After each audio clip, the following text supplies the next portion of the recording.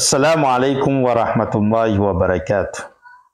Ni teny manampahaizana Islam anankiray manao hoe amreto fotoana efatra reto izy no amantarana ny olona anankiray ny tena finoana aray.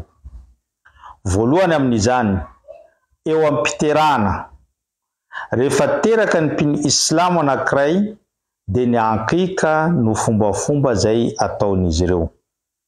Faharoa rehefa manambady rehefa misy mpino Islam anankiray vonina ny hanambady dia eny amin'ny moské no ankalazana n'izany. Fotoana fahatelo dia rehefa maty. Rehefa misy maty ny mpino Islam anankiray dia entina anaovana vavaka farany sy veloma eny amin'ny moské. Ary ny fahaefatra farany rehefa fety. Rehefa fety dia eo no manavaka ny olona anankiray. Ny mpino Islamo dia mifety ny Eid al-Adha sy ny Eid al-Fitr irery.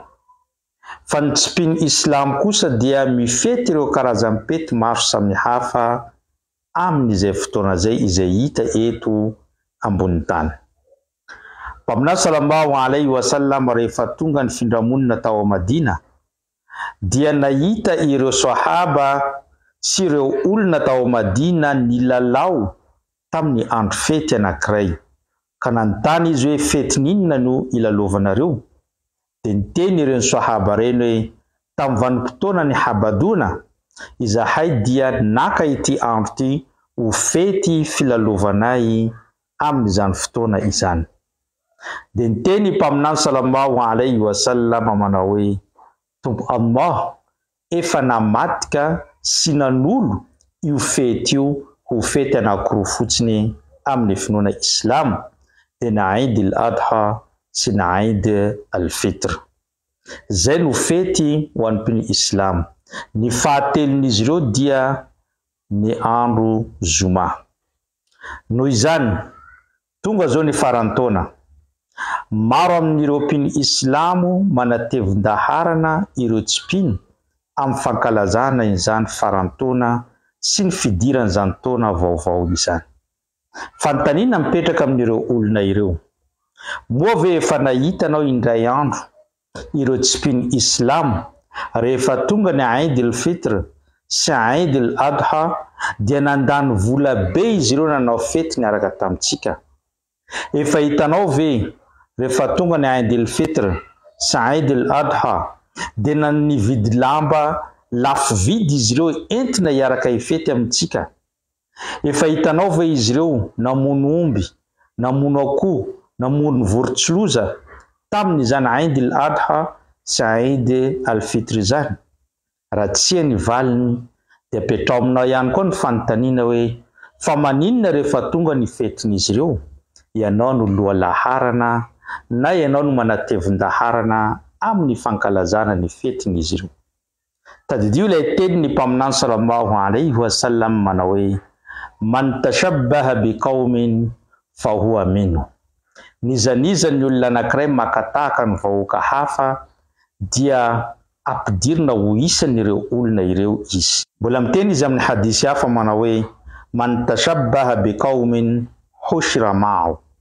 Nizaniza ny makatahaka ny vahoaka anankiray dia ho foazina amin'ny andro farany amin'ny fitsanganana amin'ny maty miaraka amin'ireo olona izay nalainy tahaka. Ka afatra mandeha amintsika tsirairay. Tianao ve ny hitovizanao amin'ireo tsy mpino? Tianao ve ny amoazan'ny Tompo Allah subhanahu wa ta'ala anao amin'ny andro farany miaraka amin'ireo tsy mpino? Raha tsia ny valiny dia miata lavitra amin'ny fetin'izy ireo satria fisotroan-toka, fijangajangana, fanaovana zavatra haramo, mivangongo no ataon'izy ireo mandritra an'izany farantaona sy fidirana amin'ny taona vaovao zany. Amaranako ny afatra amin'ity androany ity dia teny ny manampahaizana anankiray manao hoe mampalahelo izy ny tokantranon'ny mpino Islam anankiray rehefa tonga ny Laylatul Qadr dia matory izy ireo tsy mivaky loha amin'ny fanompona. Fa rehefa tonga kosa ny farantaona dia miaritory izy ireo mandra maraina ny andro. Inona ny fahasoavana azonao amin'izany? Amin'ny Lailatul Qadr no tokony aretantsika tory hanaovana fanompona sy angatana amin'ny Allah, satria no fotoana andaharany Allah ny lahatra ety ambonin'ny tany, matory antsika tsy mivaky loha. Fa amin'ny fotoana indray mety andatsany Allah sazy, satria feno fahotana amin'ity alina ity. Iny antsika rehetra no mandeha tsy miaraka matory amin'izy ireo mankalaza ny fetin'izy ireo. Tadidiro raha lasana bavy anatin'ny finoana Islam. Ny fetin'ny mpino Islam dia roa ihany, ny Eid al-Adha sy Eid al-Fitr, ary ny fahatelon'izy ireo dia ny andro Zoma. Zay no fampatsiavantsika tamin'ity arivariva ity, ampitao betsaka any amin'ny hafa zany, angamba ho tonga amin'izy ireo ny hafatra ary miala aminao ny excuse eo anatrehany Allah amin'ny andro farany.